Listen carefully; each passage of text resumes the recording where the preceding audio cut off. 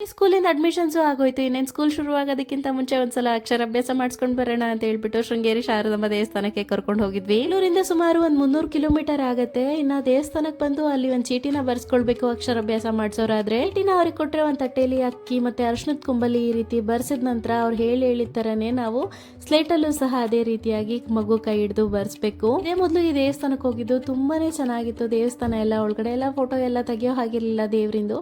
ಇನ್ನು ಅಲ್ಲೇ ತುಂಗಾ ನದಿ ಇದೆ, ಅದನ್ನೆಲ್ಲ ನೋಡ್ಕೊಂಡು ಇಲ್ಲಿಂದ ಹೊರನಾಡು ಹತ್ರ ಆಗತ್ತೆ ಅಂತ ಹೇಳ್ಬಿಟ್ಟು ಹೊರನಾಡಿಗೆ ಹೊರಟಿದ್ವಿ. ಹೊರನಾಡು ಅನ್ನಪೂರ್ಣೇಶ್ವರಿ ಅಮ್ಮನವ್ರ ದರ್ಶನ ಮಾಡ್ಕೊಂಡೇ ಹೋಗ್ಬಿಡೋಣ, ಹತ್ರದಲ್ಲೇ ಇದೀವಿ ಅಂತ ಹೇಳ್ಬಿಟ್ಟು ಹೊರನಾಡಿಗೂ ಹೋಗಿದ್ವಿ. ದರ್ಶನ ಮಾತ್ರ ತುಂಬಾನೇ ಚೆನ್ನಾಗಾಯ್ತು.